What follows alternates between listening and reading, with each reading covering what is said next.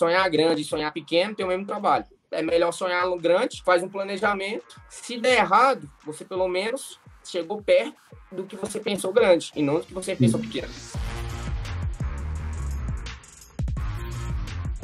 Sejam bem-vindos ao podcast Construir para Vender, podcast onde entrevisto pessoas comuns, assim como eu, assim como você, que estão ingressando na incorporação imobiliária, construindo seus próprios imóveis para venda. E hoje nós vamos falar com o Breno, lá de Brasília, servidor público, que também está construindo para vender. Deixa eu chamar ele aqui para transmissão, vamos ver se ele está aí. Seja bem-vindo, Breno, tudo bem? Boa noite. Boa noite, Léo, boa noite para todo mundo. Tudo tranquilo? Como é que tá por aí? Tudo ótimo, tudo ótimo. O Breno, mesmo com um trabalho já prestando serviço como servidor público, ele consegue, mesmo assim, organizar, conciliar o tempo dele para construir para vender também. Está ingressando nessa área há poucos meses atrás e vai nos contar quais as estratégias que ele está utilizando para ingressar. E porque talvez algumas pessoas tenham aí o receio de que é necessário ter o dia todo livre para poder construir para vender. E o fato é que existem várias estratégias que você pode utilizar para fazer isso, conciliando com outras atividades que você tem, seja se você é servidor público, seja se você é empresário, se você tem um emprego fixo, e não importa, tá? Você vai entender aqui outras alternativas. Breno, eu vou começar aqui no podcast de hoje pedindo para que você se apresente aí, fique à vontade, falando o que você faz, qual que é a tua formação também, de onde você é, do que você se alimenta, desse tipo de coisa. Fique à vontade. Não, perfeito. Então, eu vou começar do início, né? Claro. Eu me formei em engenharia civil em 2019, final de 2019. E desde lá, quando eu me formei, eu tinha um objetivo, né? Que seria trabalhar com construções, que é o que realmente eu gosto de fazer. Certo.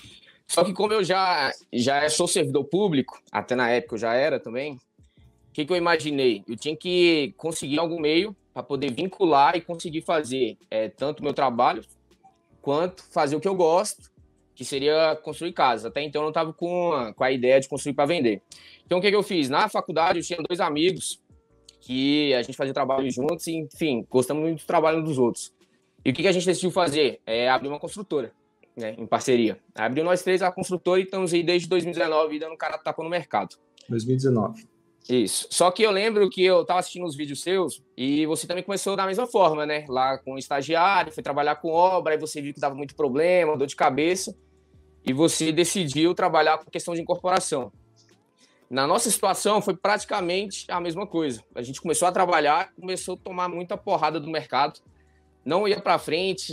Enfim, o ano passado foi um ano de aprendizado, que a gente fala, né? Esse ano é o que a gente está começando a engatear e ano que vem a previsão aí de melhoria.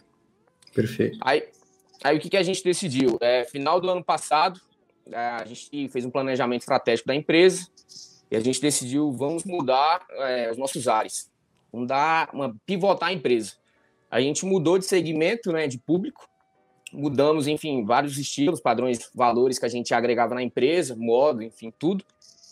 Só que ainda estava travado e a gente não conseguia fluir. Então, o que a gente viu? Aí, se eu não me engano, a sua primeira turma do curso, nas aulas de segunda-feira que você fazia, todas elas eu estava assistindo, né? Eu lembro que eu até comentei com você que eu estava visando um empreendimento, que ainda não é o que eu estou trabalhando hoje, né?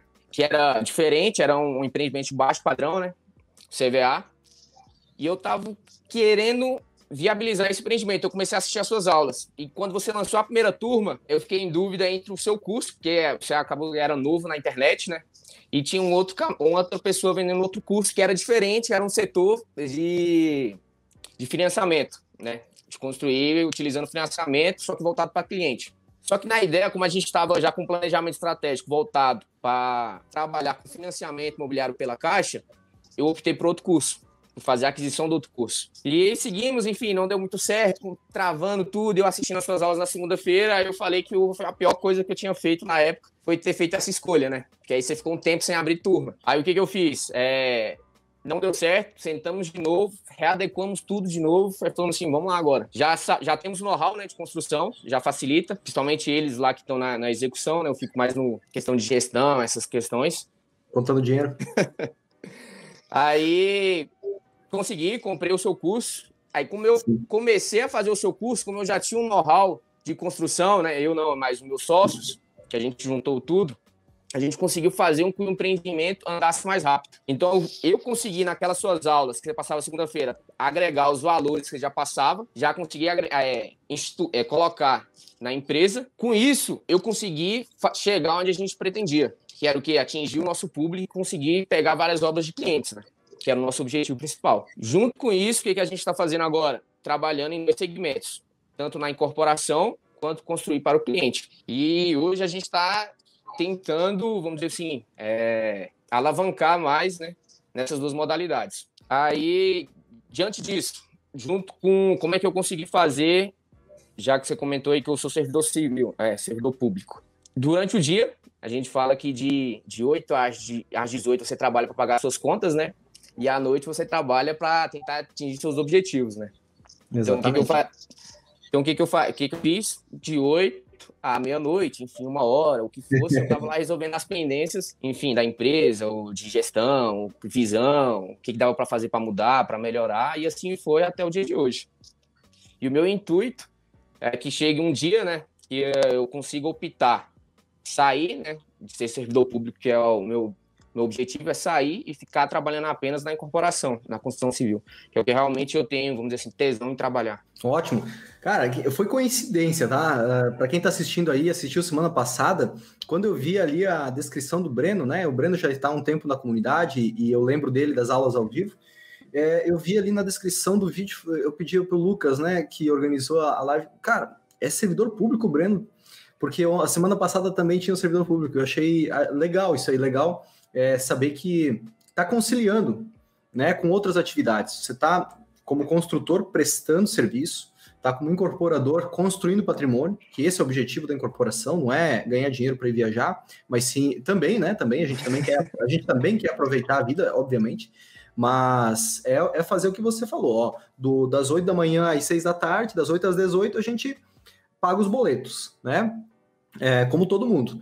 E depois disso, ou uma parte desse tempo, né, a gente constrói um pouco mais do que os outros estão fazendo, né? Todo mundo já faz das 8 às 18, mas o a mais aí tem que ser construído depois, antes ou depois, né?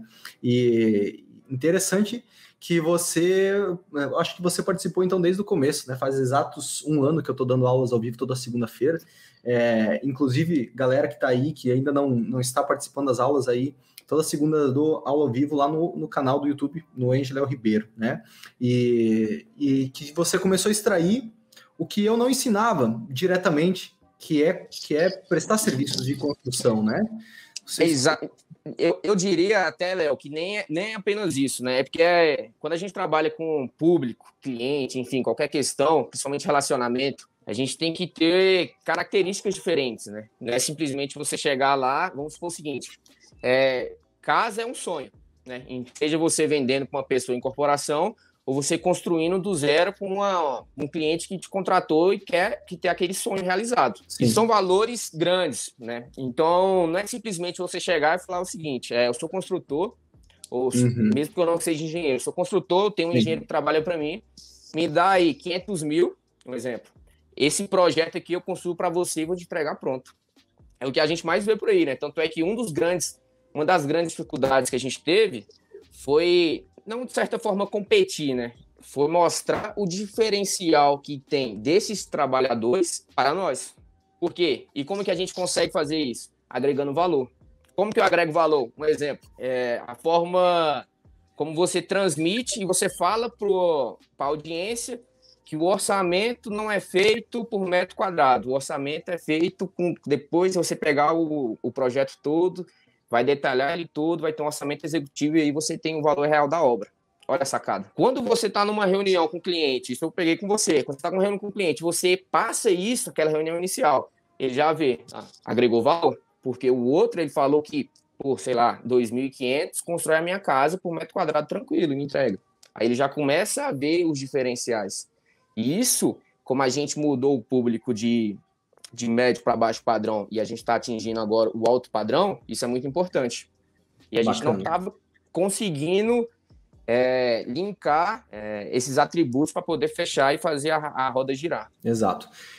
E principalmente do médio alto para o alto padrão, o cliente ele não está visando só preço. Ele está otimizando custos? Sim, mas ele quer a segurança de quem ele está contratando.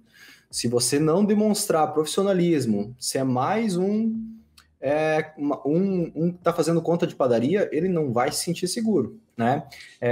E eu passei por isso, vou dar 2 exemplos aqui. Eu passei por isso contratando uma empreiteira de uma obra extremamente especial há alguns meses atrás, que de olho fechado me passou R$200 o metro quadrado da estrutura. Isso é alto, tá? É um valor alto.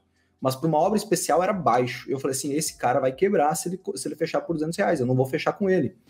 E a gente acertou, daí teve outro por 305, R$310 e fechamos por 285, com um orçamento detalhadíssimo e comprovando por A mais B que era possível construir por aquele preço. E cada vez o mercado está evoluindo, né? Hoje o cliente tem na mão dele o poder da informação. No celular ele tem informação, num grupo de WhatsApp ele tem informação, ele sabe do mercado. Não é como antigamente que a informação era difícil de chegar no cliente. Ele joga no YouTube, ele aprende bastante coisa já, né? E veja só, passar só um valor por metro quadrado traz uma impressão, já traz uma conotação errônea para o cliente. Além de você não conseguir demonstrar profissionalismo, as chances são grandes de você errar a mão, né? Errar a mão ali e ficar trocando dinheiro com o mercado. Você vai fechar por 500 mil a obra e vai te custar 500 mil reais a obra.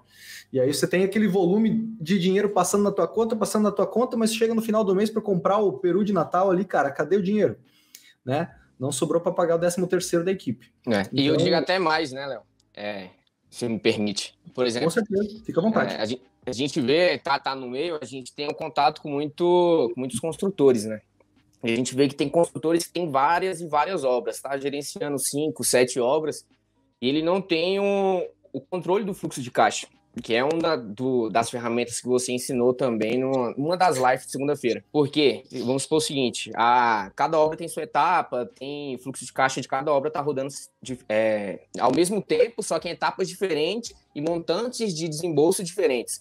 Só que como ele não tem esse controle financeiro, todo recurso que ele vê na conta dele, ele acha que é dele.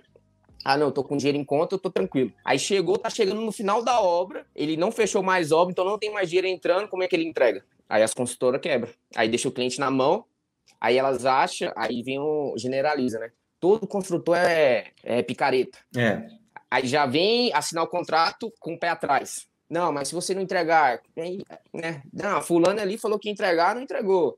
A casa ali, ele falou que ia entregar sem problemas, passou um ano, tá rachando tudo. Sim, exatamente. E vou dar mais um exemplo para encerrar essa parte aí. Hoje mesmo, hoje à tarde. Essa parte, às vezes, eu acabo esquecendo de colocar no Instagram, porque a gente está resolvendo pepino de obra aí durante o dia para a noite poder dar alguma aula aqui, mas veja só. O empreiteiro, eu já adiantei um dinheiro para um empreiteiro para ajudar ele, né? Realmente assim, para o cara não se ferrar ali nas contas dele. E aí, agora ele vai finalizar a última laje, que eu contrato por etapas, né? Eu gero maior eficiência no meu caixa aí, contratando uma equipe para estrutura e uma equipe para as demais etapas. E fechamos num valor lá e agora está faltando R$32 mil. Pedi para o meu financeiro, quanto que falta para a gente finalizar o pagamento dessa equipe aqui? R$32 mil. E aí ele me pediu um adiantamento. Hoje é dia 10, me pediu um adiantamento, sendo que ele vai concretar daqui umas 2 semanas. E eu falei assim, cara, vamos lá, né? Vamos esperar e finalizar para depois eu te pagar. Não, mas a equipe precisa aqui, dá uma mão e tal. Tá, eu te dou um adiantamento. Daí ele me mandou a relação da equipe dele de quanto que falta para pagar todo mundo. Falta exatos R$30 mil. Cara, não vai sobrar dinheiro. Errou, e não foi porque eu enxuguei muito o custo dele, mas foi porque ele não teve uma boa gestão, né? Então tudo anda junto. E aí eu já pego esse gancho para uma outra coisa. Olha quanto risco um empreiteiro de mão de obra e quanto um construtor está absorvendo ao passar um orçamento, ao ter um volume grande de equipe, né? Meus antigos sócios, nós tínhamos mais de 100 funcionários na equipe.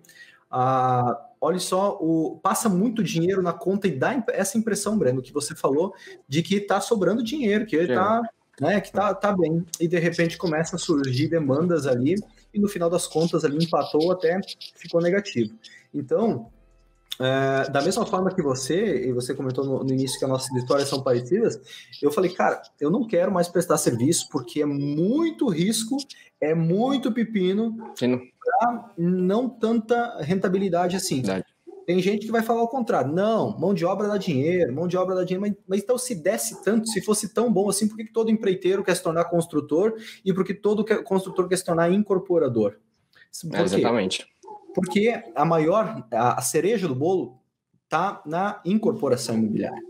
É aí que está a maior margem, e se você estruturar da forma correta, é onde está o menor risco em termos de estruturação do negócio. Liquidez do imóvel é um desafio do mercado, né? Mas em termos de você não fechar as contas no final do mês, a probabilidade da incorporação é bem mais factível de você ter uma margem de lucro, mesmo no pior cenário, boa, do que na empreiteira ou na construtora, né? Elas são as primeiras a serem afetadas, né?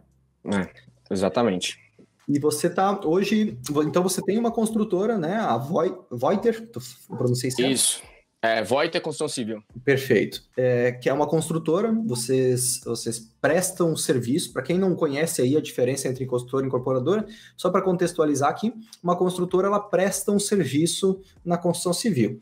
Ou ela pega por empreitada, uma empreitada global, vou construir sua casa por X, ou vou cobrar um determinado percentual de gerenciamento pela construção da sua casa, ou vou até entrar com a mão de obra, ou fazer uma reforma. Isso são prestações de serviço. Agora, a incorporação é quando você adquire um terreno, quando você capta recursos das mais variadas fontes, quando você constrói esse imóvel e vai vender ou ele em obra ou após a construção para um cliente, é esse o imóvel que eu vou te vender aqui, é por esse valor aqui. E aí você tem uma margem diferente de uma construtora, geralmente maior, né? Porque você absorve outros riscos, que não estou dizendo que isso é mais ou menos, a gente considerando todos eles, colocando na balança, olha que incorporação, na minha opinião, absorve menos risco. E tem uma margem mais interessante, e se você estruturar da forma que eu faço aqui, ou talvez até que o Breno faz, não tendo mão de obra própria, você tem maior retorno financeiro com menor envolvimento em termos de equipe. Hoje você tem equipe própria aí, Breno? Temos. Como que nós trabalhamos, né? Temos os 3 sócios, né? Que no caso eu e mais 2. Então, cada um é responsável por um segmento. Por exemplo, eu sou gerente de administração. Então, toda a questão de administração, burocracia, planejamento passa por mim.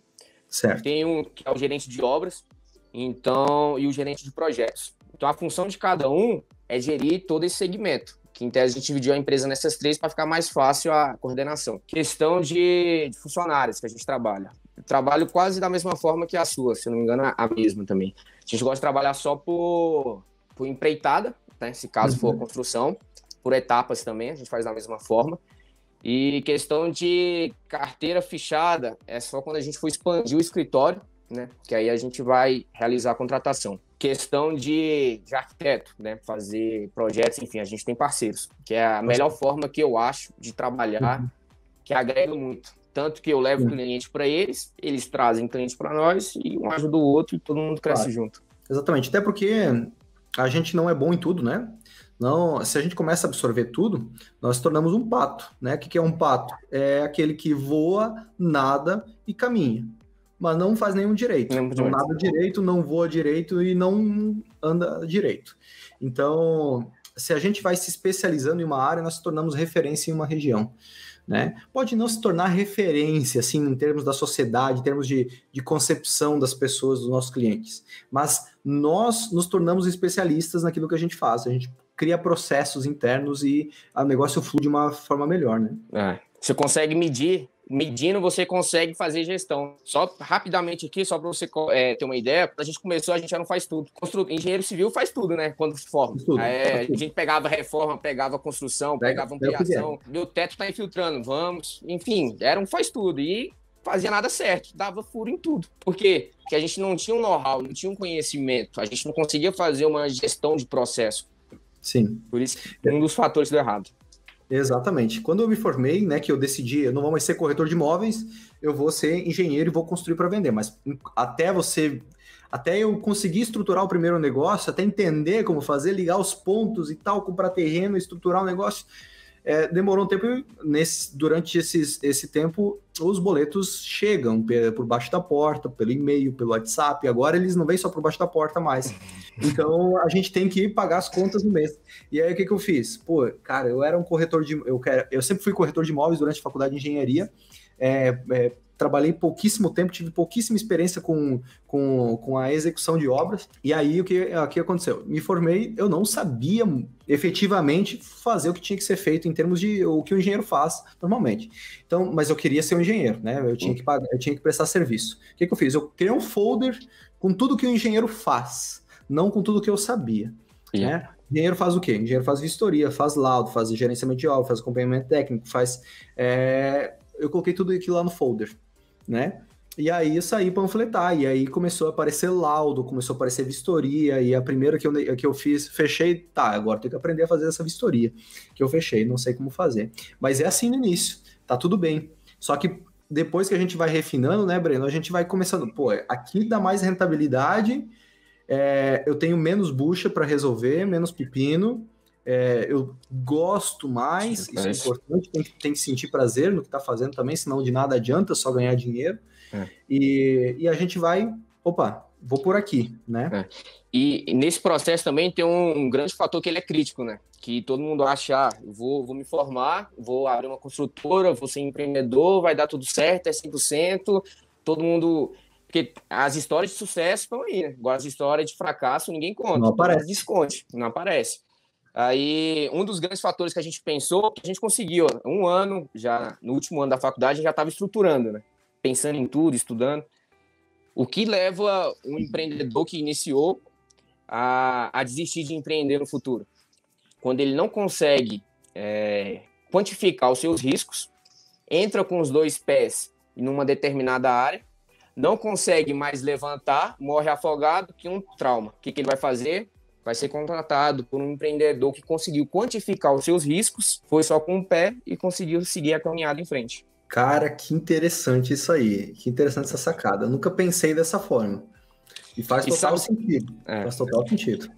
Aí, por exemplo, né, a incorporação a gente teve a ideia de fazer quando a gente se formou. Só que a gente não tinha um processo, né? Eu não conhecia o seu sistema, enfim. Então, qual que era o nosso maior medo? Porque para ter incorporação, em tese, você precisa ter recurso, né? Seja seu, de outro, enfim.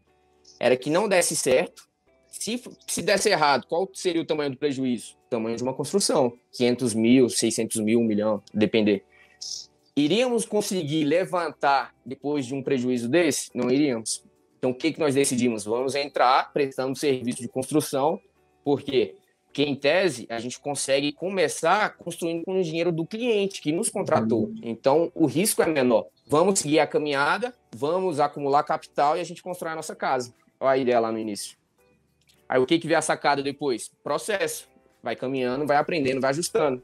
Conhecemos a sua metodologia. Vamos pegar investidores, vamos estruturar o processo para que nós tenhamos um risco menor.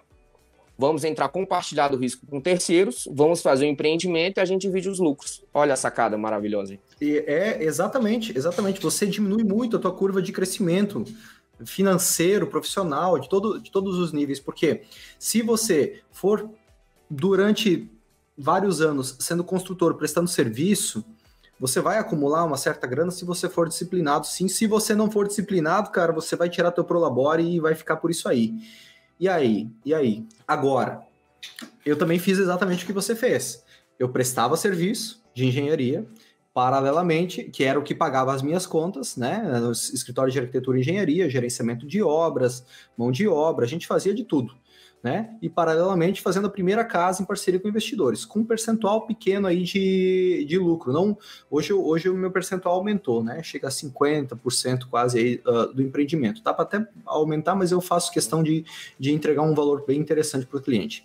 E o fato é que assim, isso se torna teu patrimônio. Quando você divide o lucro, aquele dinheiro é limpo, cara. Por quê? Porque você está pagando as tuas contas com a tua construtora. Para quem é de outra área aí, tá pagando tuas contas com o teu trabalho, né?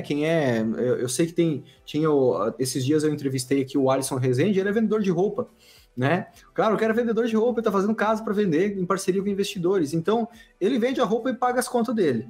Quando ele vende a casa, aquele dinheiro, ele não tem que pagar boleto do mês. Ele não tem que pagar aluguel, não tem que pagar prestação de carro, seja o que for. Aquilo lá é dinheiro que vai para conta, que vai para se tornar patrimônio. E isso aí, cara, conciliar as duas coisas por um tempo é totalmente saudável. Totalmente saudável. Até que faz sentido somente fazer uma das coisas, né? Só faz sentido.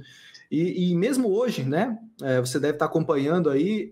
Eu tô como construtor também em uma obra, né? Era para estar já em duas, só que a outra ainda não iniciou, mas somente porque são pessoas muito próximas a mim aí, porque são obras especiais aí eu topei fazer, né?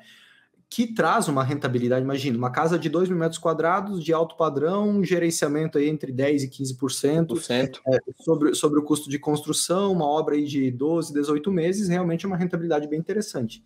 E você consegue com esse capital aí fazer o quê? Pagar toda a equipe que toca as obras de incorporação, que toca todo o administrativo, engenharia, tudo de todas as obras, que paga o meu Prolabore, e o lucro vindo da incorporação é limpinho. É dinheiro na conta que se torna patrimônio. Então é plenamente inteligente o que você está fazendo aí, você e teus sócios, de fazer paralelo. Vai chegar uma hora que alguém vai bater na sua porta, ou você vai prospectar mais terrenos para fazer mais casas, ou até eventualmente, eu tenho aqui um terreno aqui de 600 metros, só que dá para fazer um predinho, e aí começa eventualmente a fazer um empreendimento maior, porque aí as contas são diferentes, né? Você se alavanca com a própria venda dos imóveis, dos apartamentos, e por mais que a sua margem de lucro é um pouco menor no edifício, você tem um volume maior que acaba compensando, né? E a coisa vai engrenando. A gente fala que o empreendedor ele nunca para, né? Ele nunca vai se estabilizar. Ele está sempre em busca de subir um próximo nível. Por exemplo, eu tenho certeza que hoje, questão de incorporação, você já está estável, já sabe o processo todo, já sabe como faz, já tem know-how, network, enfim. Então, só que, se for olhar, você está satisfeito com o que já alcançou, só que sempre olha para um horizonte maior. Então, você deve ter outros planos. É igual quem está começando lá no início. Tem que ter outros planos. E como que eu vou subir o degrau? Eu vou subir dessa forma. Então, se planeja, trace um caminho, vê o plano, sempre quantifique o risco e siga em frente. Se der errado, você quantificou o risco. Então, assuma o risco e continue. Né? Esse ponto, para quem está ouvindo, assistindo aí, esse ponto de quantificar o risco que o Breno está falando é muito importante. É a chave para você não se frustrar, nem na incorporação imobiliária, nem em qualquer outra área da vida. Pode ser até no teu relacionamento. Você sempre tem que se fazer a pergunta: o que de pior pode acontecer?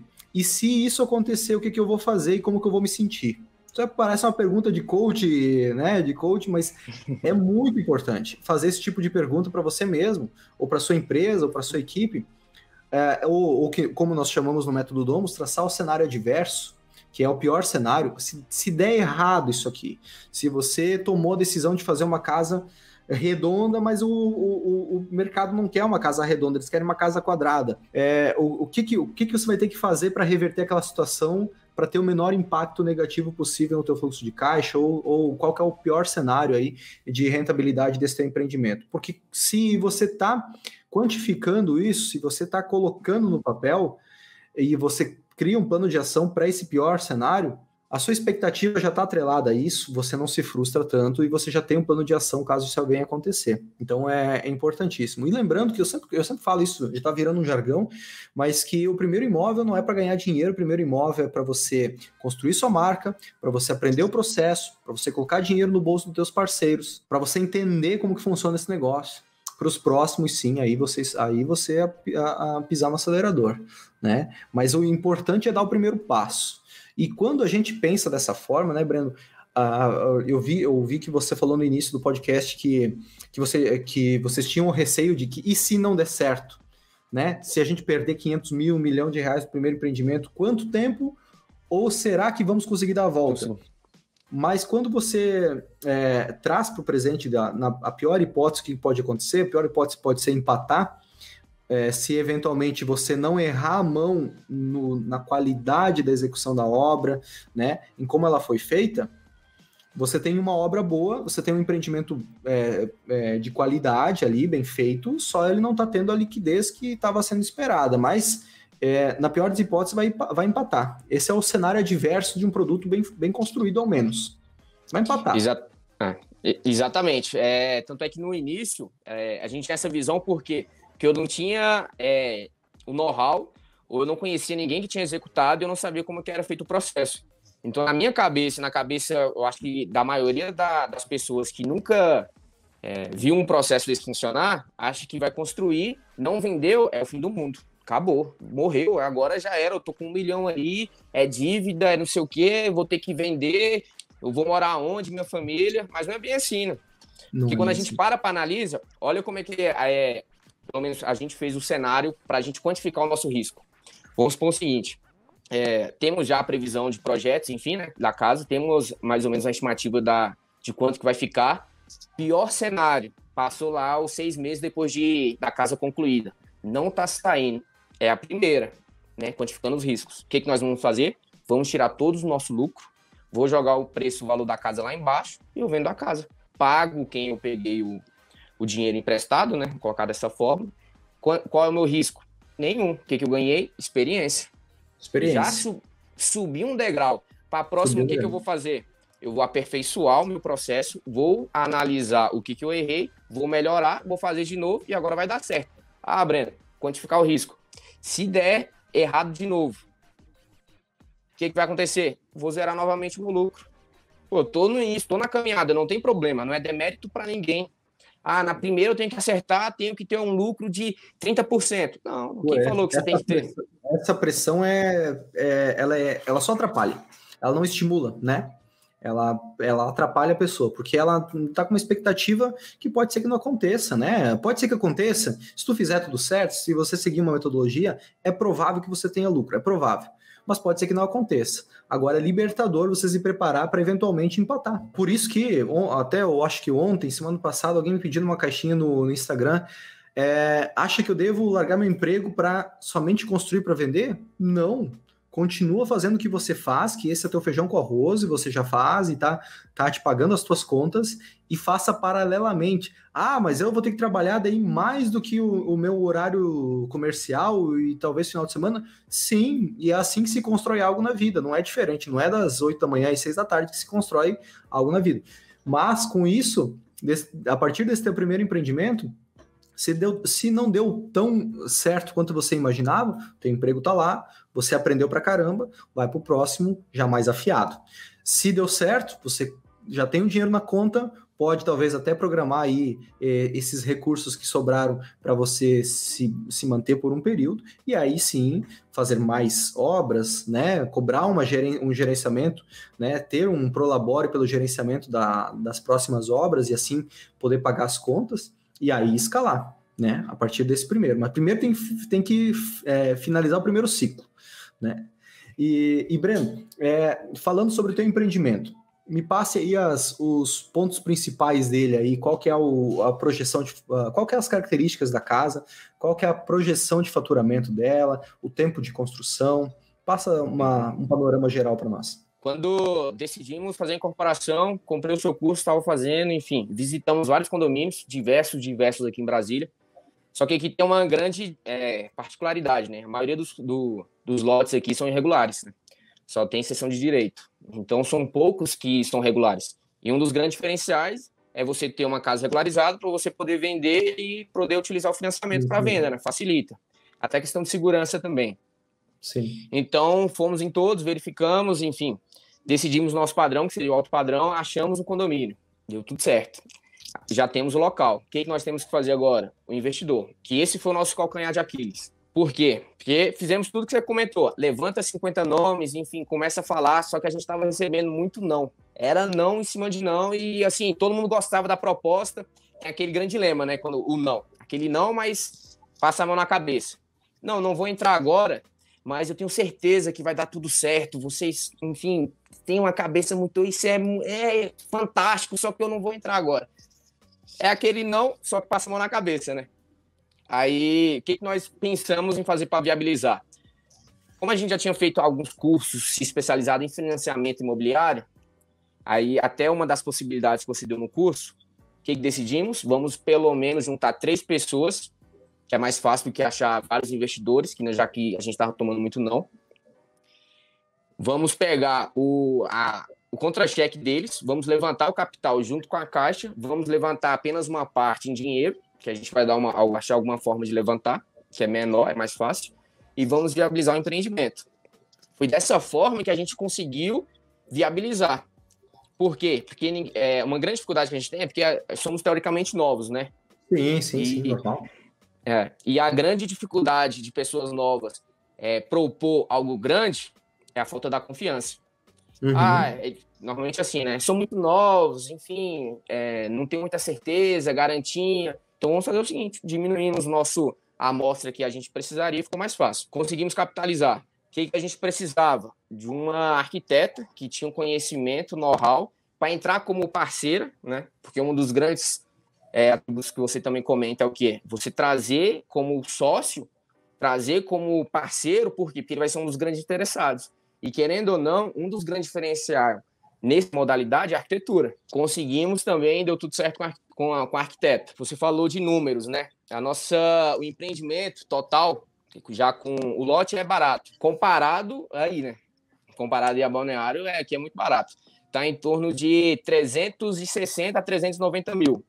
Terreno de 400 metros quadrados. A construção, ela tá... mas eu comprei há 3 meses atrás um terreno bem idêntico a esse aí, 385 metros por 380 mil. Então tá em outro condomínio, claro. Outro condomínio, mas é bem parecido. Estamos fazendo um empreendimento parecido, pelo jeito. Depois eu vou pegar algumas dicas desse seu empreendimento para ver se tem um diferencial para implementar aqui. Legal. Só que aí a gente para pensar, né? Há 2 anos atrás, esse mesmo lote estava valendo 210 mil. Esse ano ele foi para 380. Aí você fala, porra, se eu tivesse começado ano passado, ou ano retrasado, desculpa, seria mais fácil. Sim. Mas se a gente for parar para olhar, não. Por quê? Porque tudo valorizou na mesma proporção, né? Na hora da venda. E outra, né, Breno? E outra, daqui 2 anos você vai falar a mesma coisa. Esse terreno vai estar 500 mil. Daí tu vai falar assim, putz, se eu tivesse começado lá em 2021, eu tava 380, agora tá 500 mil. Terreno não desvaloriza no longo prazo, né? Terreno é escasso, apartamento não é escasso, cada vez tem mais. Terreno cada vez tem menos. Não tem terreno, né? Eu acho que tem quem gosta da Bíblia, eu acho que tem uma passagem na Bíblia aí, eu não leio, mas eu já ouvi alguém falar, né? Invista em terras porque Deus não fez mais delas, algo nesse sentido. E também tem outro ditado aqui da minha região, aqui de Santa Catarina, né? Quem compra terra não erra, quem vende se arrepende. Então, cara, terreno não vai desvalorizar, né? E então essa visão a gente sempre fica, cara, putz, tava tão barato, cara, mas vai ficar mais caro. Essa é a má notícia. Ou a boa, né? Não tem como. Aí, exemplo, né? Vamos colocar como exemplo prático. Quando a gente começou, lá nas suas aulas de segunda-feira, eu comecei a assistir, a gente começou a rodar já os condomínios, né? Vamos ver, fomos em outra cidade próxima. A gente achou um condomínio, se enquadrava perfeitamente no que você propõe. Só que o lote, na época, estava, para nós, né, na nossa visão, que não tinha know-how ainda, conhecimento nenhum, estava muito caro, estava 210 mil, em outro condomínio. Aí o corretor, que a gente estava fazendo negociação, ele falou o seguinte, Breno, vai subir, ano que vem vai subir muito, compra, segura esse lote, dá uma entrada, segura esse lote, ano que vem você vai ter faturado 40 mil reais. Coloca o pé na porta. Aí o que vem? Aquela questão, vamos quantificar o risco. Eu não tinha o capital todo, não tinha como pagar aquilo, né? Eu tinha o dinheiro da entrada, mas como é que eu ia, né? Virou o ano, e aí, como é que eu vou pagar as prestações? Enfim, e se não dá certo, aí começa todas aquelas questões. Não seguramos o terreno. O que aconteceu? O terreno disparou. O que fez com a nossa vontade, vamos dizer assim, né, de construir? Foi lá embaixo. Por quê? Porque vem aquela, nossa, se eu tivesse comprado lá e já começado o empreendimento, eu já estava faturando 40 mil reais. Em valorização, eu acho que foi de 2 meses, que a gente foi em dezembro, aí passou dezembro, janeiro, em fevereiro ele me ligou. Aí, subiu, você não quis comprar, perdeu. Aí fica aquele sentimento de perca. E querendo ou não, tem um grande investidor que fala, né? você não tem que ter medo de não perder ou de não ganhar. Você tem que ter medo de perder, né? Por isso que a ganância te leva à falência. Aí, enfim, aí trabalhamos metodologia, enfim, para poder voltar com esse empreendimento. Por isso que teve esse delay todo de aproximadamente 2 anos para a gente começar a fazer a incorporação. Que, querendo ou não, são traumas que a gente desestabiliza, não tem como. A pessoa pode ser, não, eu sou muito positivo, mas quando você vê uma oportunidade que passou, você acha que é a única oportunidade que vai ter, você se desanima, mas às vezes não. Você vai virar a rua ali, vai ter outra oportunidade, você vai ter que estar preparado para pegá-la. Naquele momento a gente não estava preparado. Exatamente. É assim, Breno, a gente está falando do mercado imobiliário, eu falo bastante dos números gerais do mercado, porque eles me norteiam, tá? Eu não estou falando da boca para fora para vender uma ideia abstrata. Eles me norteiam. Nós temos um déficit habitacional gigantesco no Brasil, 6 milhões de imóveis. A projeção da Associação Brasileira de Incorporadores até 2030 é mais de 30 milhões de imóveis até lá tem que ser produzidos, né? Teriam de ser produzidos para suprir a necessidade do país, e nós não temos tanto incorporador, seja para casa, seja para edifício, que possa suprir tudo isso. Então, há uma oportunidade. Outra coisa, taxa de juros do financiamento tá boa, tá muito boa e provavelmente vai continuar bem interessante ainda, né? A gente tá falando hoje a taxa Selic 5,25, ante 3 anos atrás 14, 15%. Então tá muito interessante. E outra coisa, nós estamos falando aí do brasileiro que em casa quer casa e toda aquela história, isso aí funciona muito bem, a nossa cultura é patrimonialista, o brasileiro quer morar tem o sonho da casa própria, quer morar no próprio imóvel, e só esses pontos já levam a crer que nós temos um grande caminho pela frente. Então quer dizer que tudo que eu construir vai vender? Não. Se você for por esse caminho, você vai ficar com o teu imóvel encalhado. Tem que estudar, como tudo. Mas, se você fizer a lição de casa e seguir uma metodologia, você vai vender. Você vai vender. Vai ter liquidez. Vai encontrar o comprador. Já vi cada apartamento aqui em Balneário Camboriú que eu não queria nem visitar ele. Falando, não, eu não vou visitar esse apartamento aí para depois oferecer para meus clientes, porque ninguém vai comprar isso aí. Semana seguinte vendia, cara. Eu falei, não é possível que alguém comprou aquilo. E sempre tem alguém que gosta, né? Então... só que tem que dar o tempo ao tempo. É tipo uma aliança que cabe no dedo da pessoa, né? Não vai fechar com todo o dedo. Alguns dedos cabem, outros não. Uma família vai se conectar com uma casa, não necessariamente com outra, e assim por diante, né? Então tem que dar esse tempo. E levando isso em conta, nos traz uma paz mental de que o nosso mercado, no longo prazo, ele é vencedor. Que se começar hoje ou amanhã, a gente ainda vai ter oportunidades. Pode ser que amanhã não seja tão interessante quanto está atrativo hoje, mas vai ter demanda. Eu comprei final do ano passado, de outubro para novembro, um terreno por R$950 mil, onde o ano passado era 2020, a 2017 eu ainda era corretor de imóveis, no mesmo condomínio, próximo desse lote, mas não esse aí. Eu fui mostrar para um casal de clientes meus um lote ali para venda, e quando eles desembarcaram do carro, era um sábado ou um domingo de manhã, mas era um final de semana, logo veio um mosquito, picou o filho deles e parecia que tinha jogado uma bomba atômica, alguma coisa, que eles entraram logo pro carro ali e falaram, não, vamos embora, não queremos mais saber desse lugar. E eu pensei, cara, e eu acho que o terreno estava em torno de 400 mil, 450 mil, naquela região ali do condomínio. E daí final do ano passado, me ofertaram ele por R$950 mil. Eu falei, cara, não é possível. Mas eu precisava de um terreno que eu queria voltar. Eu tinha finalizado uma casa, eu queria comprar outro terreno para começar novamente uma construção. E aí, beleza, R$950 mil, né? Dei 50 mil de entrada e um parcelamento aí, daquela forma que eu ensino, né? Um tempo aí de 90 dias para você ter o fôlego e captar os recursos. Do jeito que eu ensino, eu fiz. Dei 50 mil reais no meu dinheiro e agora, em março, abril desse ano, o vizinho, 2 lotes à frente, vendeu por 1.400.000 o lote dele, mesmo tamanho, as mesmas dimensões, e a vizinha do lado está ofertando dela por 1.800. Não vendeu até agora, vai vender. Vai vender, é só uma questão de tempo. Dobrou de preço, cara, de novembro para cá. Só que naquele momento eu achei que estava muito caro. Então a gente não sabe qual que é o que vem depois da próxima curva da estrada. Nem você, nem eu, nem ninguém. A gente não sabe. Mas usando esses pontos de fundamentação do nosso mercado, a gente sabe que o mercado, no longo prazo, ele tende para cima. Ele é vencedor, né? A gente sempre fala, o longo prazo é vencedor. E quando a gente trabalha no nosso segmento é qual? É longo prazo, querendo ou não. Quando a gente vai fazer um empreendimento, é de 12 meses, é longo prazo. Sim. E tem uma tendência que a gente sempre para pensar, né? O mercado é cíclico, né? O mercado é cíclico. Vai ter momento que ele vai estar em alta, vai ter momento que ele vai estar em baixa. Então, o que nós temos que ter a visão? A visão de estar sempre buscando as oportunidades, porque sempre vai ter oportunidade na baixa ou na alta. Porque se está na baixa, em algum momento o mercado vai subir de novo. E quem soube aproveitar as oportunidades que estavam na baixa vai se dar muito bem quando estiver na alta. Então, qual que é a forma? Por exemplo, o que a gente utiliza como raciocínio hoje. O mercado está em alta. Então, o que nós temos que fazer?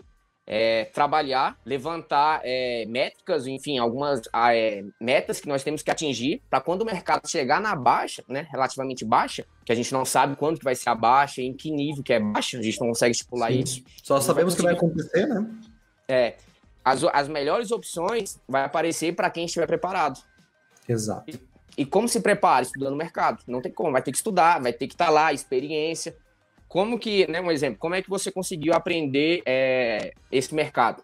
Teoricamente foi na prática. Qual que é a forma que você ensina para a gente captar as informações? Na prática. Como? Condomínio. O que a gente tem que fazer? Prática. Vou lá no condomínio, pergunto para quem? Pergunto pro porteiro, pergunto pro zelador, pergunto pros moradores, vizinho. Tá ok, todo mundo falou que é 1000 maravilhas, tá certo? Não, vai ter algum defeito. Então vamos à noite. Trânsito, enfim, levanta tudo. Como que a gente conseguiu essas informações? Experiência, na prática. Não tem como saber, se você pegar um livro, por exemplo, na sua cidade é uma característica. Chegou aqui em Brasília é outra. Se você me passar, né, um checklist, não, Breno, faça exatamente dessa forma. Se eu pegar e replicar aqui, vai dar errado. Entendeu? Por isso que a gente precisa ter esse tato do mercado. E eu vou dar um exemplo aqui para contextualizar do que eu errei, né? Porque, como você mesmo disse no início, a gente geralmente conta os nossos triunfos e não os nossos fracassos. Mas eu já errei feio na compra de um terreno. Errei feio em dois aspectos, principalmente, né? Porque eu estava soberbo naquele momento. Eu já tinha acertado, né? Eu era corretor de imóveis, já engenheiro. Então, naquele momento, eu já estava soberbo, né? Já tinha começado a construir para vender, eu era corretor de imóveis há alguns anos, já era engenheiro. Então, agora eu já sabia comprar terreno, eu já não precisava mais fazer a lição de casa, né? Ou fazer o checklist, fazer o passo a passo na escolha do terreno. O que eu fiz? Fui lá, é esse condomínio que eu vou construir, por quê? Porque tem campo de golfe, ele é bonito, então é alto padrão, é isso aí que eu quero e beleza. Tive aí sugestões de corretor, Léo, lá não tem uma liquidez muito boa. Não, mas eu vou dobrar o mercado. É tipo o cara que vai de peito aberto para cima de uma onda, achando que ela não vai arrebentar em você ali no mar e, cara, ela te dá um caldo, né? E beleza, comprei o terreno. Duas coisas que eu fiz errado.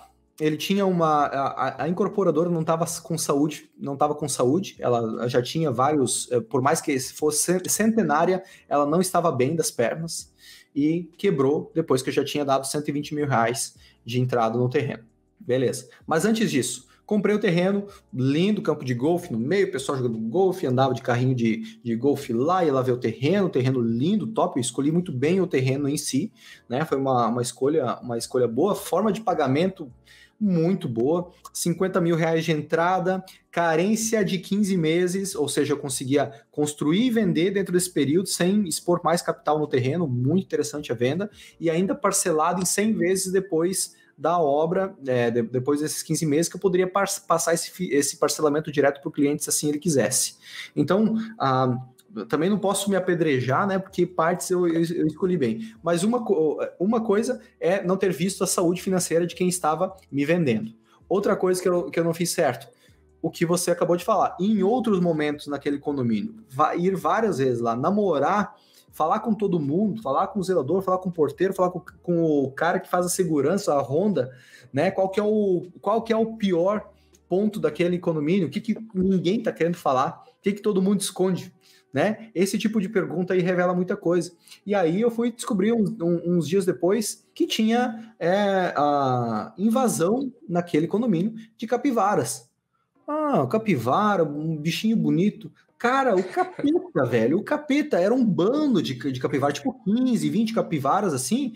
E, cara, quando você via aquele negócio vindo, eles iam lá nos vizinhos, ficavam indicando cachorro, iam nos jardins das casas e devastavam lá. O condomínio, que era de altíssimo padrão, não permitia muros, metade somente nas laterais e nada na frente, nada nos fundos, teve que permitir murar as casas na frente e nos fundos. Veja só, um condomínio fechado com muros.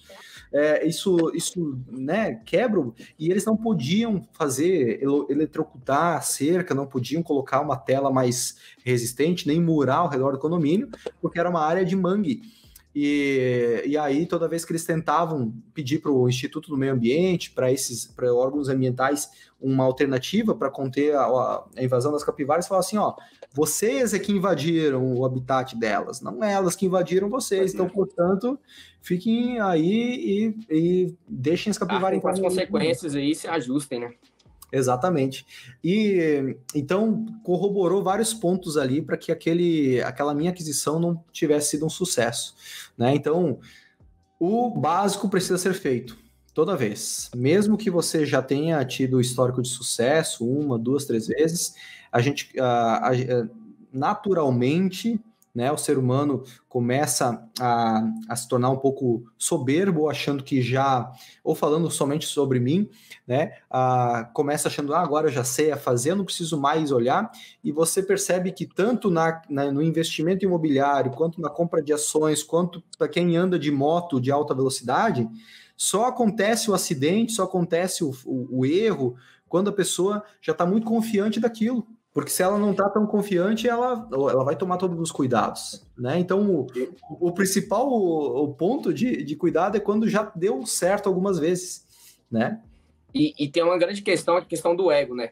O ego, quando o ego sobe, você tem que ter muito controle quanto a isso, né? Porque você começa a acertar, o ego subiu, você começa... Por isso que é muito importante você ter válvulas de freio, né? Tem que ter alguém para frear, exemplo, né?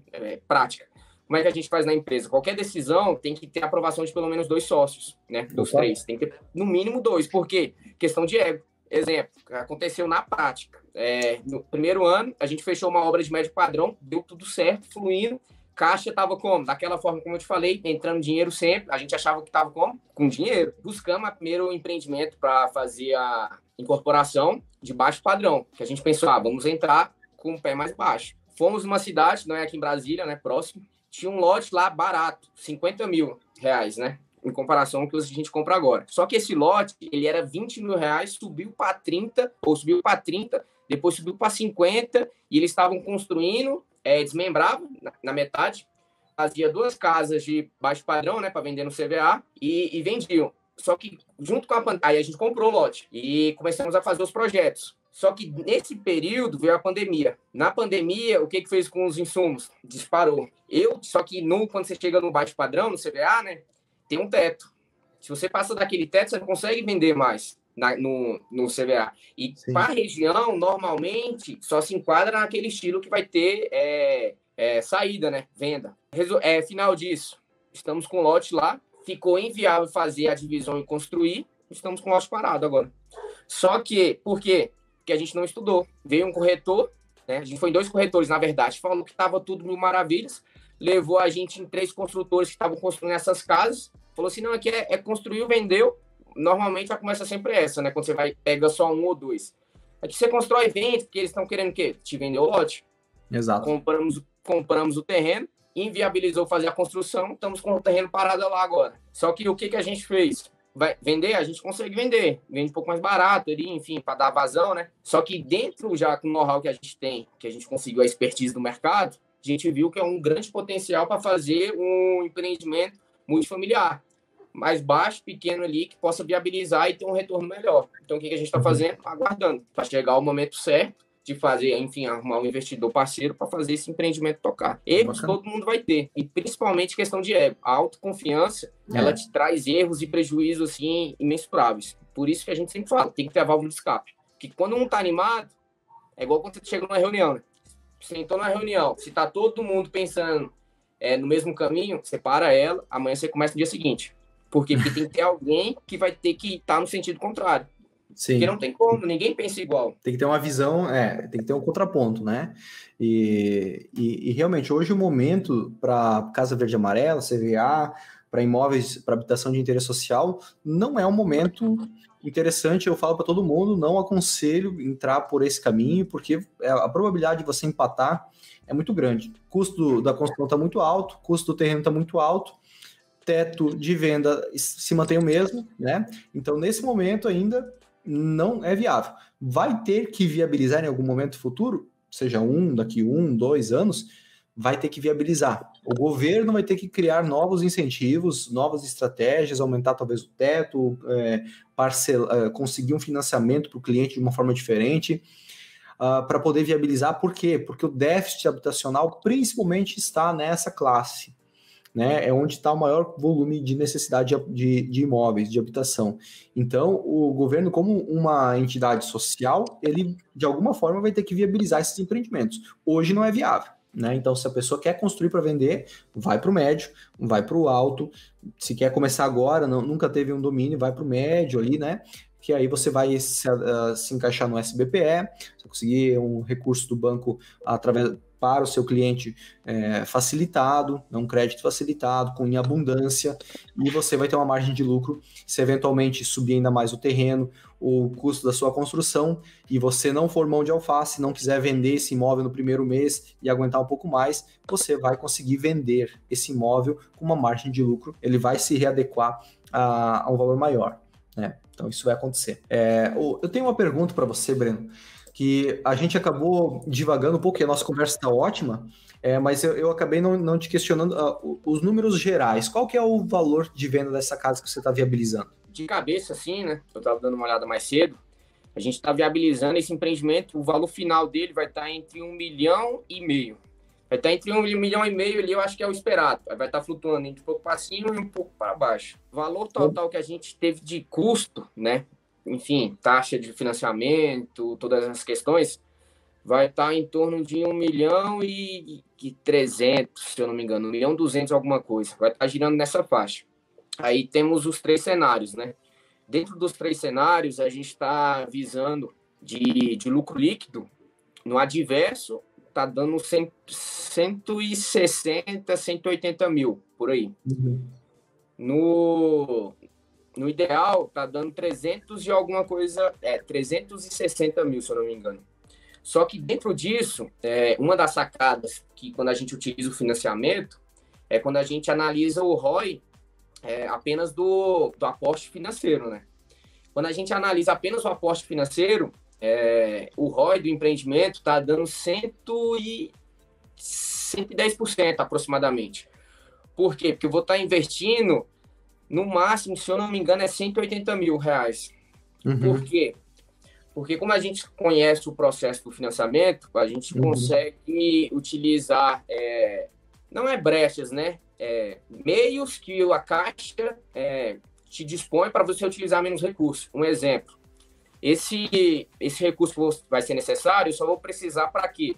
Para segurar o terreno, né? Que eu vou ter que dar uma entrada lá que é a pessoa física, não está mais na loteadora, e pagar as taxas que eu tenho que pagar mensais, enfim, algumas coisas da Caixa. Por quê? Porque a Caixa me permite eu adiantar até 20% da construção. Só que você concorda comigo que somos nós que vamos construir? Então, em tese, o BDI do lucro, que seria para a construção, eu não vou pegar para injetar na construtora. Então, eu vou conseguir fazer a construção da casa toda apenas utilizando o financiamento. Claro que chegar no final e eu não conseguir vender, eu vou ter que aportar um valor de capital que também é irrisório comparado ao tamanho do empreendimento, né? Aí dentro disso a gente fez um fluxograma e conseguimos chegar nesse ROI. Muito bom. E esse ROI ele foi muito importante para quê? Para que eu conseguisse os investidores para entrar junto comigo. Com certeza, com certeza. Por quê? Porque vamos pensar o seguinte, agora está na moda os investimentos, né? A criptomoeda subiu muito, desceu, está tendendo a subir, bolsa de valores, aquela loucura toda, todo mundo ganhando muito dinheiro com marketing digital. E quando a gente vem e apresenta, exemplo, né? Se a gente não utilizasse o financiamento, não sei, né? Vou estimar aqui um ROI de 20%, ou 25%, 30%, não sei, né? Um exemplo. E se ele comparar com esses outros que, claro, a exposição de risco é lá em cima, ele vai ficar meio desanimado. Só que a nossa exposição de risco é lá embaixo. Então, tem esse balanço. Então, eu consigo chegar para o meu investidor e fazer o seguinte com ele, já que eu estou justificando meu risco a falar o quê? No pior caso, eu vou tirar o meu lucro. Então, eu chego para o investidor que vai entrar com o capital financeiro que eu preciso, vou chegar e eu dou uma garantia para ele de uma porcentagem melhor. Exemplo, 40%. Fala o seguinte, tudo dando errado, eu vou garantir para você 40% do valor que você investiu. Qual o prazo? 18 meses. Se eu não me engano, é 18 meses, que é o adverso. Adverso, ótimo. Isso. Aí eu cheguei e apresentei essa forma. Aí quem for entrar, né, tirando a gente que for entrar com o Prolabore, a gente coloca um valor X, porque a gente já vai ter o valor do lucro. Né? Então é mais fácil eu chegar assim, porque é difícil você poder quantificar. Foi uma das dificuldades que nós tivemos. Por exemplo, quem entra com contra-cheque, qual que é a porcentagem que vai estar entrando com capital? Porque ele não vai estar despreendendo, né? A única questão é que ele vai estar dando um contra-cheque, ele vai estar impedido, vamos dizer assim, de fazer financiamento, né? Porque ele vai estar utilizando a margem dele. Então, não é na mesma proporção. Só que quando a gente está disposto, né, a primeiro ou a segunda, enfim, obra, a tirar ao nosso risco, o nosso lucro, fica mais fácil você fazer esse meio de campo para você ajustar e poder utilizar de mais um meio para poder convencer, né, ao investidor a entrar com você no negócio, para poder viabilizar, vamos colocar dessa forma. Muito bom mesmo. Cara, tá uma rentabilidade bem interessante e você foi muito feliz, vamos dizer assim, da forma que você mostrou para o cliente, né, a lá Dilma, né, não é o percentual sobre receita, sobre faturamento, é sobre o valor que você tirou do bolso, sobre a exposição de caixa, né, você está tirando do seu caixa aí, dividido entre os investidores, R$180 mil, e é sobre esse valor que você vai ter a rentabilidade. Então, se sobrar no final das contas, esse 180 mil que foi investido, depois de tirar a taxa de corretagem, impostos, taxa de juros do financiamento, quitar o financiamento, tudo, sobrou mais 180, você teve 100% de retorno sobre o capital investido. Né? Não é 10% de margem de lucro, o valor sobre o faturamento. Pode ser uma métrica também, mas a mais interessante para o cliente é ele falar assim, você tirou do bolso isso, você expôs teu capital, você utilizou o teu CPF e agora você está tendo uma rentabilidade de 100% ou 40% ao menos sobre o teu capital. Se você tivesse dinheiro na poupança, te renderia tanto, seria uma perda passiva, não seria uma renda passiva. Se você tivesse no Bitcoin, e você sofresse de ataque cardíaco ou tivesse algum problema de coração, provavelmente você não aguentaria muito tempo no Bitcoin, porque é uma montanha russa. E aqui nós estamos falando de tijolinhos, nós estamos falando de um imóvel, para você ter 40% de forma conservadora, entre 12 e 18 meses de rentabilidade líquida, dinheiro no banco, é ou não é interessante? Cara, não é difícil de mostrar para a pessoa que isso aí faz total sentido. E veja só, você falou que esse é o primeiro empreendimento, né, que vocês fizeram, você fez passo, e isso me deixou bastante feliz, porque você fez o passo a passo do método, né? E uma coisa que para você não avançou muito foi a questão de investidores fazer por cotas, mas funcionou do investimento e está tudo bem, é uma estratégia também, é uma estratégia que a gente também considera, e o que mais importa não é a forma que você vai fazer para viabilizar, mas sim viabilizar. Esse primeiro, de forma segura, e vai colocar um dinheiro no bolso além de tudo, além de fazer o negócio acontecer, vai colocar um dinheiro no bolso, que aquela lista de 50 pessoas que você tem lá, pode ter certeza, vários deles vão te perguntar durante esse caminho, ou até se você mandar uma foto de vez em quando, se eventualmente passar na frente do teu empreendimento ou pelas redes sociais, vão te perguntar, e aí, quando que abre o próximo empreendimento que eu quero entrar? Por quê? Porque eles vão ver que você, assim como falaram para mim, que você não é uma piada de bosta, que você vai entregar o que você promete. E isso é muito bom. Né? Porque no início, cara, eu sei como é, porque eu também passei por isso, né? Eu comecei com 24 anos e por mais que eu já era meio careca e parecia que eu tinha 30, ainda, cara, é amador, é um moleque tentando a sorte, né? No início. Depois, quando você viabiliza o primeiro empreendimento, opa, esse cara aí não tá de brincadeira, esse cara aí é sério, E, putz, eu devia ter entrado com ele. Quem falou isso para mim foi o síndico do meu condomínio. Ele que assinou a aprovação do primeiro projeto meu, né? Moleque de 24 anos, levei lá todo feliz, empolgado, fazer uma casa no condomínio. E ele, um advogado, síndico, né? Com escritório bem sucedido, um monte de carro e tal. Falou assim: quanto que é o investimento? Me mostra. Ele adorou o negócio. Ele adorou o negócio, inclusive mostrou para outras pessoas no condomínio, os caras me copiaram. me copiaram na caruda, mas não tem problema. E aí ele falou: não, gostei, mas me mostra na próxima, né? Ficou para a próxima. E aí um dia, finalzinho de tarde, eu fui lá no condomínio, finalzinho de obra, assim, eu fui dar uma olhada no terreno e ele estava passando de carro. Aí parei, falei assim: vamos lá dar uma olhada na casa. E daí, que eu já tinha vendido ela naquele momento, daí fui lá, mostrei a casa para ele, ele falou: caramba. E ele olhava a casa e falou: quanto deu de retorno para o investidor? Ó, deu 51%. Em quanto tempo? 16 meses. Ficou: caramba, velho. Quanto vai ter a próxima? E aí ele ficou doido, né? Ficou doido porque, cara, não pôde entrar, ficou, né? E daí, isso você vai construindo sua marca. Você vai mostrando que você entrega aquilo que promete, e esse é o maior patrimônio que você vai ter, que é a confiança, né? A reputação. Por exemplo, né? Um dos meus sócios, né? Ele sugeriu e ele estava muito querendo fazer por cotas, né? Porque, querendo ou não, quando a gente trabalha com a Caixa, a gente tem umas taxas que, querendo ou não, isso acaba engolindo o seu lucro, né? Enfim, você cria um vínculo e responsabilidade com ele. Então, a melhor forma que a gente acha é por cotas. Por quê? Porque pessoas físicas, né, conseguem trabalhar ali um pouco melhor. Só que o nosso grande problema realmente foi esse. Quando a gente abria, é igual você falou, né? Exemplo, você falou que começou com 24, né? Eu tô com 24 agora também, tentando começar. Quando a gente batia a mesma coisa, né? A gente tomou... teve um mês que a gente saiu só para fazer isso. A gente não vai viabilizar agora esse mês ao mês e não vai sair disso. Assim, foi um não atrás do outro, e a gente já estava com um processo redondo. Assim, era só fazer o gol. Aí vem aquela questão, desestabiliza. Uhum. Só que dentro disso que desestabiliza, é muito importante você ter aquela válvula de escape. Tem que ter um pensando contra. Vamos, muda. Aí foi quando entrou o financiamento e começou a rodar o processo. Porque, querendo ou não, mesmo de qualquer forma, aí a primeira vai aparecer muitos problemas. Percalços, dificuldades, pessoas querendo desmotivar, falando que não vai dar certo. Aí, principalmente quando você trabalha no setor público, né? Ah, não, o que você está fazendo? Já está no setor público, para quê? Buscando, enfim, todas essas questões que tendem a fazer a você a desistir do seu sonho, né? E querendo ou não, o empreendedor, ele tem que fazer o que gosta para poder dar certo. E se ele não faz o que gosta, ele tem que utilizar um meio para fazer a rentabilidade, para ele alcançar, enfim, a liberdade dele.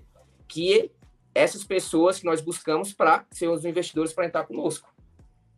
Por quê? Porque a gente dá um meio de diversificar a renda deles. E com segurança. Então, isso é um grande diferencial. Exatamente. E eu, particularmente, por que eu gosto muito desse mercado? Provavelmente deve ter passado também muito por isso. Quando você entrega a casa, né, para o cliente. E quando ele fica satisfeito que a casa do jeito que ele pensou, que ele sempre sonhou, e ele tem certeza que não vai dar problema. Por quê? Porque ele confia na sua credibilidade. A gente passa muito isso porque quando a gente pega um cliente para começar do zero, né? Vai desde a concepção do projeto, construção, se cria um relacionamento, né? Um relacionamento muito grande, em média de 12 meses. E é criada muitas expectativas, né? E quando a gente consegue alcançar essas expectativas, no momento da entrega da chave, o cliente fica todo satisfeito, para mim, é o que eu busco, né? Sim. Um dos motivos motivacionais é esse. Agora, quando você trabalha na incorporação, você não tem todo esse, vamos dizer assim, relacionamento de 12 meses com o cliente final já.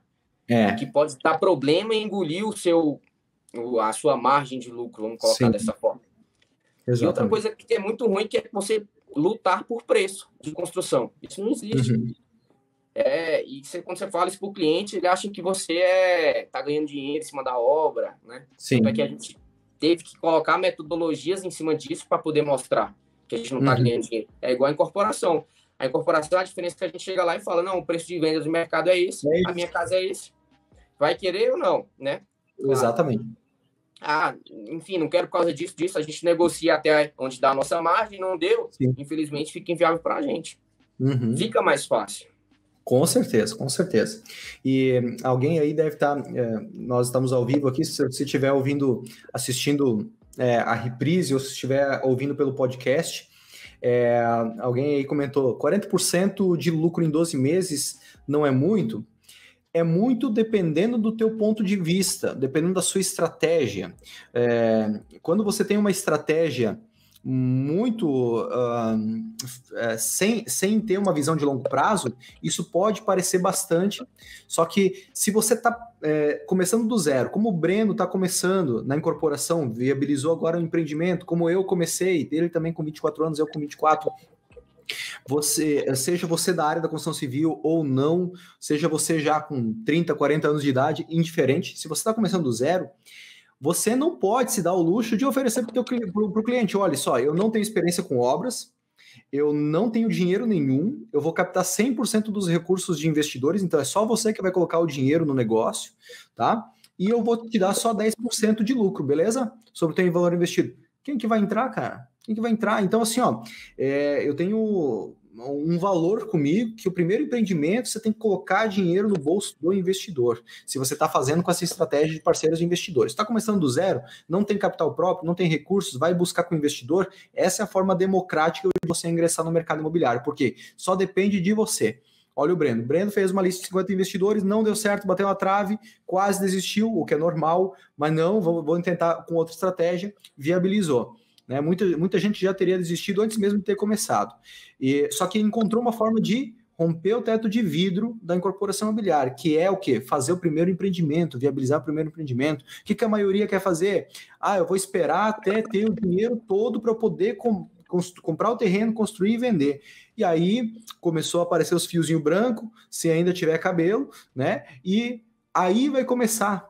Não, você tem uma alternativa para encurtar esse caminho.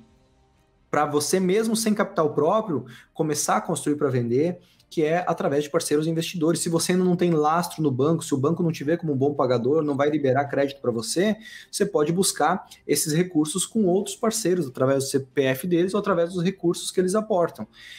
Nada mais justo do que você colocar dinheiro no bolso desses caras. Então, eu no meu primeiro ciclo, foi 52% de lucro líquido para o investidor em 16 meses. É muito dinheiro? É dinheiro pra caramba, sim. E eles ficaram muito felizes e todos eles quiseram investir de novo e falaram para todo mundo e mais gente apareceu e o ciclo se retroalimentou. Hoje diminuiu bastante essa rentabilidade, né? Ficou mais equilibrado dentro de um valor de mercado, né? Sempre fazendo parâmetro com um valor de uma renda fixa, quanto o cara ganharia. Mas o que aconteceu? Tanto o Breno, quanto eu, quanto outros membros da comunidade, fizeram o que tiveram que ser feito para viabilizar o primeiro empreendimento. Mesmo que para isso tiraram da sua margem de lucro, da sua participação no negócio, para poder viabilizar o negócio e poder construir uma marca aí na região, nesse condomínio, né, com outros parceiros investidores. E aí, a partir do segundo empreendimento, aí o jogo é outro. O jogo é outro, por quê? Se esses 3 investidores que o Breno colocou no negócio tiveram 40% de lucro e provavelmente terão mais dentro desse período, acha que eles vão falar assim, valeu, Breno, obrigado aí, agora eu vou investir em Bitcoin? Não, eles vão querer, Breno, qual que é a próxima? Já chegou um investidor que falou assim para mim, eu nem quero o dinheiro de volta, eu só quero saber qual que é a próxima.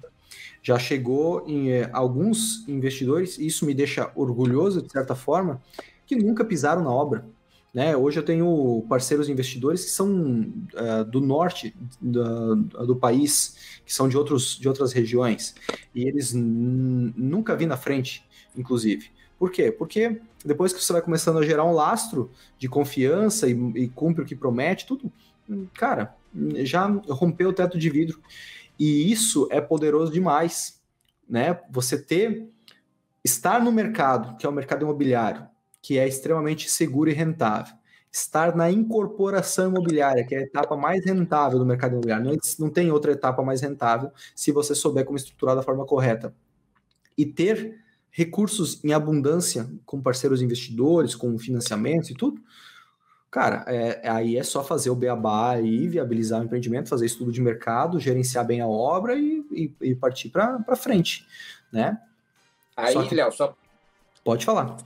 Só para responder aí o que ele comentou no chat, né? Só que a gente pensa, quando eu falo 40%, às vezes pensa que é do valor total, né? Mas não é 40% do valor total. Vamos pegar o exemplo até no adverso para ver o quanto que eu estou lucrando, porque isso me deu condições de oferecer 40% no investidor. Vamos lá, por exemplo. De capital próprio, eu vou precisar de 180 mil, né?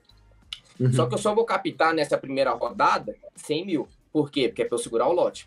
Os outros, as taxas, a construtora, né, que a gente fala, o negócio em si, vai estar pagando, vai estar entrando com capital, vamos colocar dessa forma. Uhum. E eu tenho essa e tenho mais uma pessoa que entrou com contra-cheque. Então vamos fazer da seguinte forma: eu vou dar 40% de 100 mil que ele vai entrar, 40 mil reais do lucro. E eu vou dar mais 40 mil para quem entrou com contra-cheque.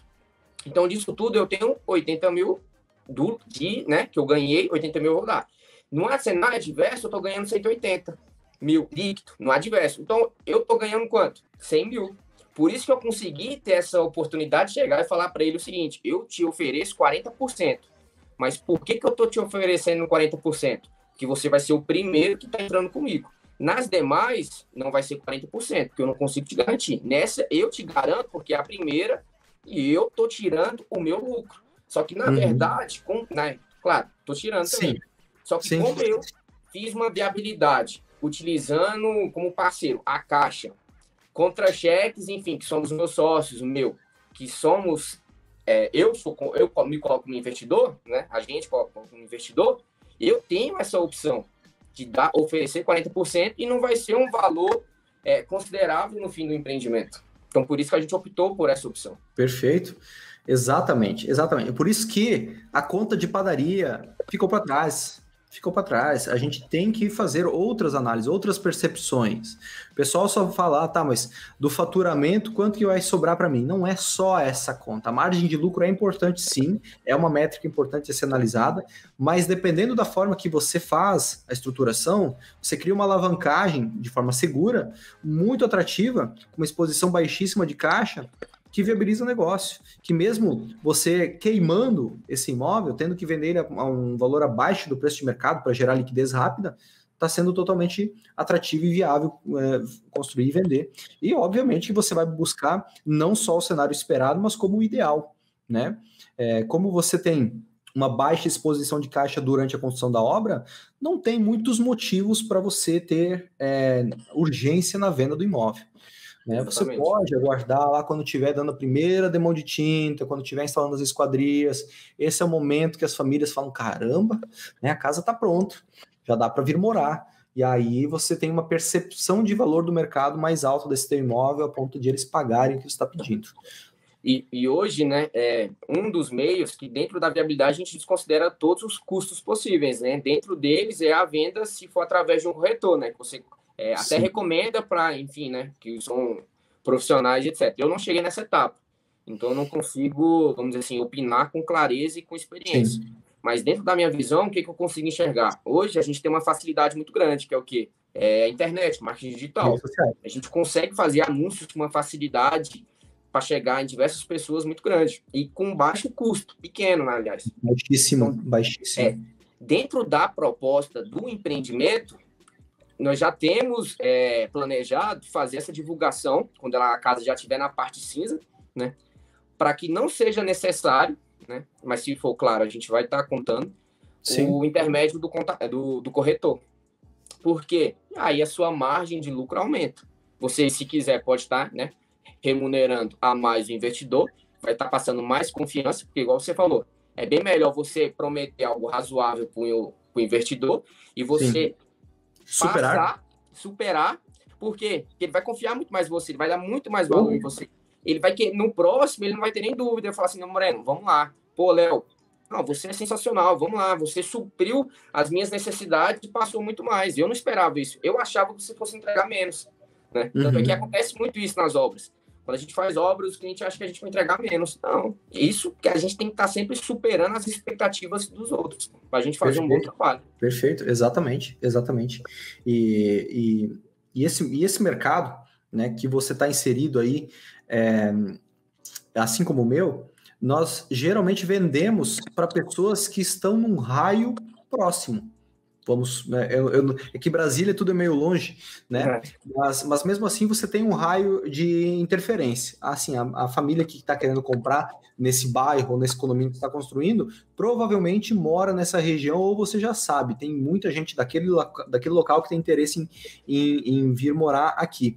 Ou seja, você consegue dessa forma, com facilidade, através do marketing digital hoje, criar um raio de captação de leads, de clientes e de potenciais clientes que venham a se interessar por esse imóvel. E você está fazendo uma casa, você precisa de uma família, né? Com R$300, com R$500, já vai vir vários leads, provavelmente aí, jogar baixo, 10, 20 leads aí.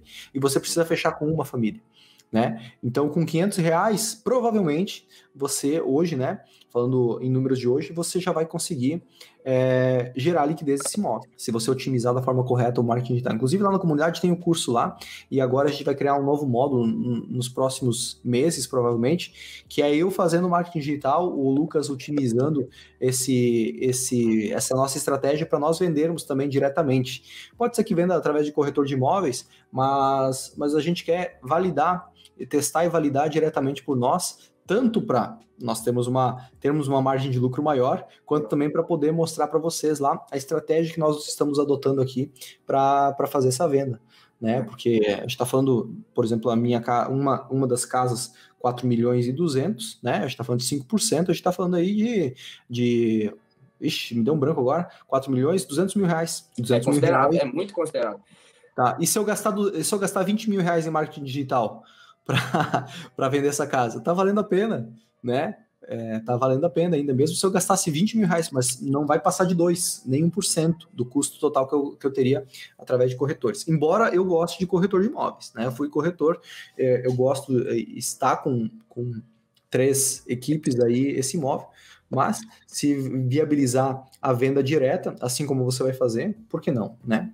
Por que não? Não, e corretor de imóveis, ele facilita muito, né? Tanto é que as obras hoje que a gente está conseguindo é por causa de um corretor. Por quê? Porque a gente utilizou esses meios e mostrou para o corretor que nós somos uma empresa séria, né? Então, tanto é que no condomínio que está, vamos dizer assim, começando, está no meio, o corretor viu que, enfim, por ser uma empresa séria, ele pode recomendar para os clientes que buscam. Então, já é um facilitador para você chegar no cliente final, né? Sim. E dentro desse assunto que você comentou, Léo, do marketing digital, teve... No mês que eu comprei o seu curso, você liberou, fez um Zoom, não sei se você recorda, sobre só estratégia de marketing para captação de investidor. E dentro disso, você fez uns vídeos para marketing digital para captar investidor, onde você ia lá na obra fazer uns vídeos curtos e lançava lá no Facebook, né? Para divulgação. Nesse período que você fez essa aula, foi quando a gente estava no dilema do investidor. Aí, tanto é que eu virei lá para os meus sócios e falei, vamos fazer esses vídeos. Só que nesse momento, a gente não tinha obra, vamos dizer assim, em execução, né? Por quê? Porque, claro, na minha concepção, agrega bem mais, principalmente para a gente que não tem experiência, fazer da forma como você fez, né? Grava lá na obra, tá vendo? Igual a que a gente vai fazer nessa, que eu estou construindo, para fazer para a próxima. Por quê? Porque se eu conseguir, eu não vou esperar esse ciclo fechar para começar um próximo. Por quê? Porque o mercado está lá em cima, né? A gente está conseguindo sentir o feeling, né? Não vai parar por agora. Então, o que dá para a gente fazer? Já que eu utilizei o meio do financiamento, como a próxima eu estou pensando em não fazer financiamento, o que a gente vai fazer? Por cotas. Qual que é o melhor meio de cotas? Mostrar um que deu certo, ou que está dando certo. Faz um marketing digital. Se as 50 pessoas não quiserem topar e não forem suficientes, faz um marketing digital, grava sua obra, fala assim, quer participar da próxima? Essa aqui, aí você bota os números. Sim. Provavelmente, igual você falou, provavelmente, quase certeza, você vai conseguir viabilizar o próximo empreendimento muito mais fácil, com muito menos trabalho do que você conseguiu o primeiro, igual te batendo, apanhando para fazer esse primeiro funcionar. Exatamente. E você falou aí que vai ter, então, uma projeção de faturamento entre 1,5 milhão, 1,7 milhão nessa casa. E qual que é a tua projeção para o próximo ano aí, considerando... Vocês devem ter aí um objetivo, né? Ao menos uma aspiração, não necessariamente uma meta já, mas qual que é a intenção de vocês aí? Abre a caixa para nós. Então, o que ocorre? A gente bate de semestre em semestre o planejamento estratégico, né? Aí coloca metas, enfim, estimativas. Quando a gente começou esse ano, a gente estava com a pretensão de bater um faturamento em 2 milhões, né? Faturamento, não lucro, né? Para pessoas entenderem, porque senão às vezes acham, tá faturando 2 milhões, não. É de capital que tá rodando, não necessariamente lucro. Só que 2 milhões era dentro das construções, né? Para clientes, porque a gente subiu, foi para um alto padrão, então, sim, teoricamente, abaixo. A gente precisa ter um número menor de clientes para poder atingir, fica mais fácil.